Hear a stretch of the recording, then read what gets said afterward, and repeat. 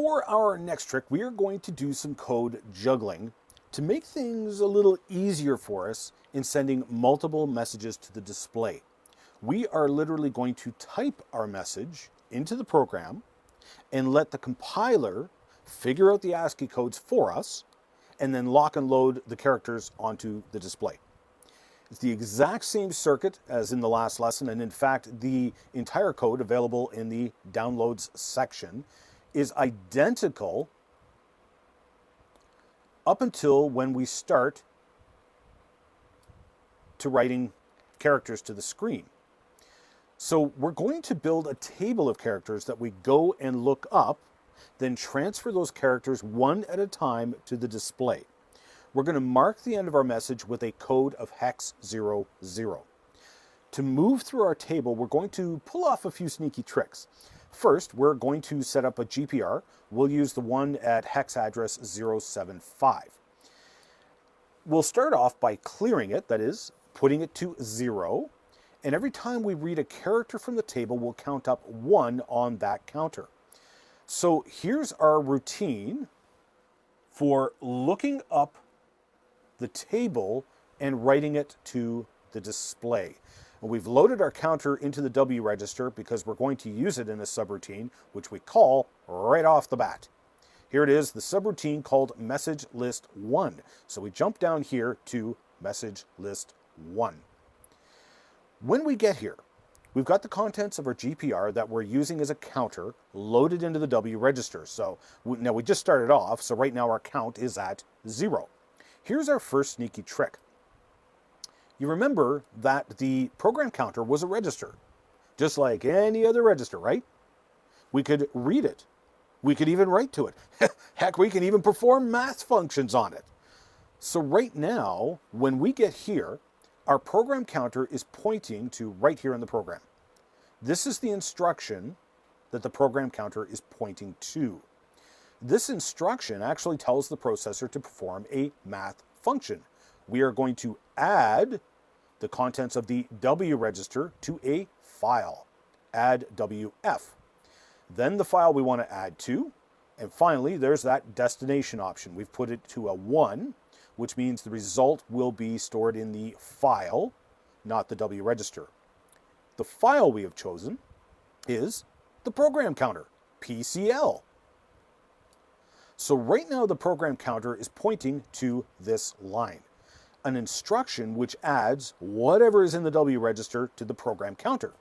Right now the W register is 0, so it adds 0 to the program counter. Obviously the program counter doesn't change. But the next clock cycle, of course, does change the program counter, so it counts up 1, which now points us to this line in the code. This instruction is a return with a literal in the W register. So this is a return from a subroutine command, but when it returns from the subroutine with a value of some kind in the W register. So I need to tell it what the literal contents are, and I could put a number there, or in this case, I put the compiler to work. I put a capital B in quotations. Very important that it's in quotations. If a value is in quotations, it tells the compiler that whatever is in those quotes is what we call a string.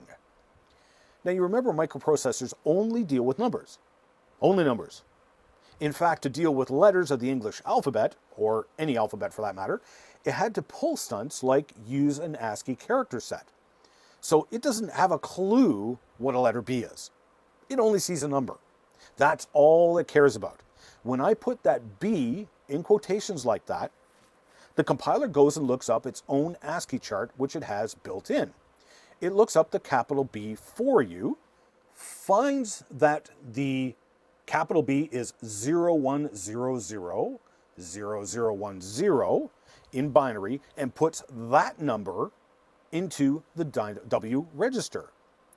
It then returns back to the main subroutine where it left with the ASCII binary number for a capital B sitting in the W register, where we will use it momentarily. But I want to show you how this table works first before we go back to the main routine. Now let's say we've gone through the routine 4 times now.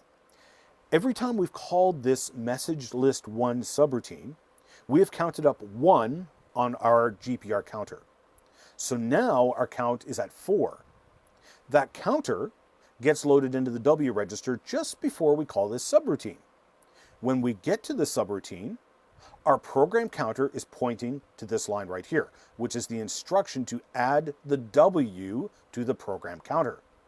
The W holds a value of 4 right now, so the program counter gets 4 added to it. Whoa, what just happened? Our program counter just jumped ahead 4 lines in the program. 1, 2, 3, 4. It skipped over all of these lines in code in the program, and the program counter is now pointing to this line in the code. But the next clock pulse bumps the counter up 1, same as it always does. So the program counter is now pointing to this line when the next instruction from the program is retrieved. We now load the letter O as an ASCII binary number into the W register and send it back to the main routine, which will send it to the LCD display. It'll count up 1 more on our count, and when it comes back here again, it'll add 5 to the program counter, jumping ahead to here in the program. Then the clock increments it 1 more again, like before, and it loads the exclamation mark into the W register and sends it back to the main routine. And so it'll keep adding to the program counter, which moves it ahead 1 line at a time, retrieving the next letter in the table. The end of our table is marked by loading a 0 into the W register. Notice that the 0 is not in quotations. I'll explain why later on. So this is loading an actual value of hexadecimal 00 into the W register. I hope that makes some sense.